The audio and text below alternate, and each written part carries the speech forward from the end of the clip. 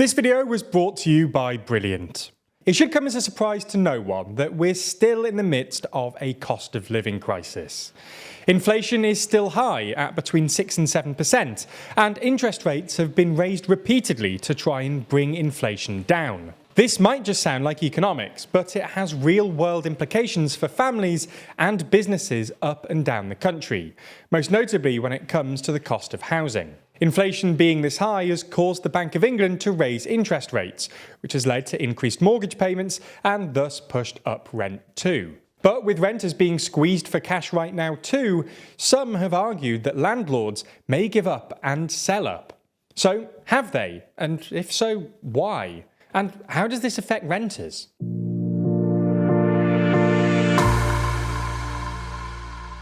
Let's first have a look at whether landlords have chosen to sell up.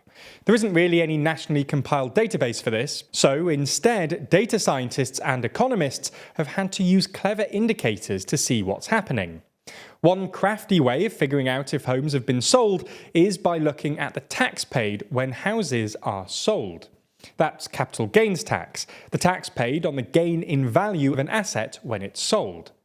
What's notable is that when the property being sold isn't the main residence of the seller, capital gains tax needs to be paid within 60 days, known as a tax disposal. Whereas if it's your primary address, the tax isn't paid until the end of the tax year.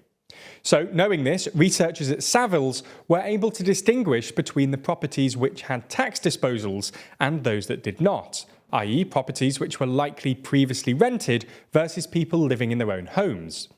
They found the number of tax disposals has increased, which likely shows more rented houses being sold off. Between 2009 and 2012, an average of 57,000 capital gains tax disposals were made each year. In 2022, this had risen to 151,000. In fact, between March and April this year alone, 14,000 disposals were made.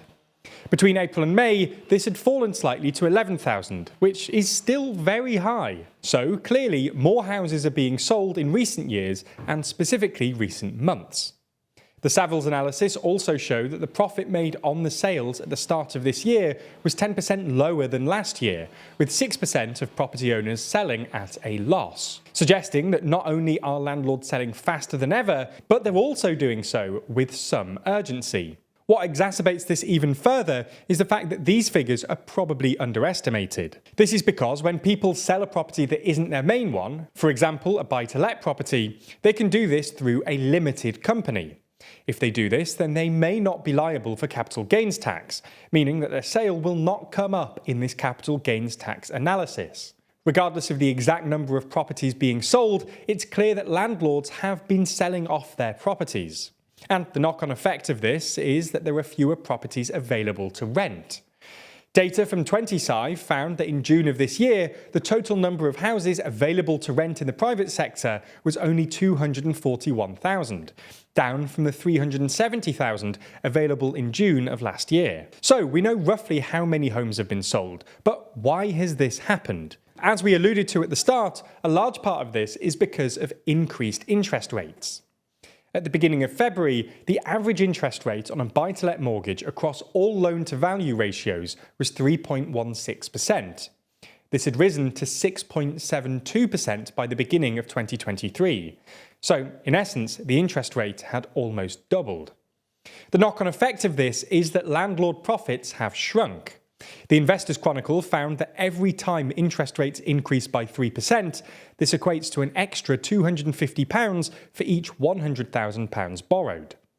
However, the feeling amongst the landlord community that it just isn't worth it anymore isn't simply because of this. In 2020, something called the Interest Tax Relief Scheme changed fundamentally, something that landlords feel has unfairly hurt them. In essence, until April 2020, landlords could deduct some of their mortgage expenses from their rental income in order to reduce their tax bill. However, since 2020, the system changed to simply grant them 20% off their mortgage interest payments. That's a less generous system, especially for high-rate taxpayers who previously received up to 40% tax relief on their mortgages. Additionally, the Renters Reform Bill is set to give extra protections to renters and take power away from landlords. While it's not yet made its way onto the statute book, it is expected to in autumn. One of the big parts of this bill is banning Section 21 notices. This is where a landlord can evict a tenant without giving a reason, and some tenants only have 2 months to find somewhere to move to. This gives landlords more flexibility, as if they want the property back, they can do so with ease. Banning these gives tenants more security. While this on its own probably isn't a reason for landlords to sell up, combined with the increase in interest rates and the less favourable tax relief, the reasons seem to be stacking up. Now, it should go without saying that landlords leaving and selling up means that there are fewer properties available to rent, which isn't good news for renters. That's because, as rental properties are taken off the market, those which remain get more expensive.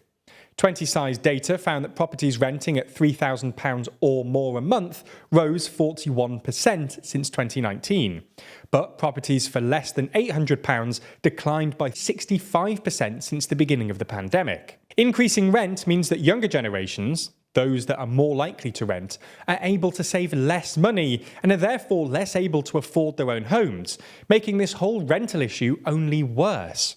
Landlords clearly aren't happy either, but the thing is, being a landlord is essentially investing, and investments go up and down. When the price goes down, landlords are hardly going to reduce rent, but when it goes up, they'll definitely increase it. So while they're in a tough position, as many people are right now in the midst of a cost of living crisis, their situation just isn't as bad as others, say the renters they profit from. Additionally, while they're suffering from increased interest rates, they can, and do, pass this on to renters, knowing that demand is sufficient due to a lack of house building, that they'll find a new tenant even at inflated rates. So, yes, the situation is getting harder for landlords, but unlike many others, including renters, they have options. And as house prices have largely been going up for many years, even if landlords want to sell up, it's not exactly the end of the world. TLDR is all about independent journalism and using facts and data to back up our reporting. We truly believe in the importance of this, and hopefully you do too. As such, we're brushing up on our data and analysis skills to make ourselves better reporters, and we're doing that on Brilliant. They're the STEM learning platform full of all kinds of courses, which can help with improving your career and understanding of the world. For instance, their hypothesis testing course allows us to better analyse claims and test our own assumptions and theories. Or the predicting with probability course helped us better understand projections and forecasts, allowing us to better understand when there's something weird going on with official projects. It's not just statistics though. The interactive and engaging courses over at Brilliant can take you through all kinds of important topics from the worlds of maths, data science and computer science. Brilliant have been a long-term supporter of the channel, so if you've ever considered checking it out, we'd really appreciate it if you used our link. That way they'll continue to support us, and perhaps more importantly for you, the first 200 of you will get 20% off Brilliant's annual premium subscription. Thanks for watching, and thanks to Brilliant for supporting TLDR.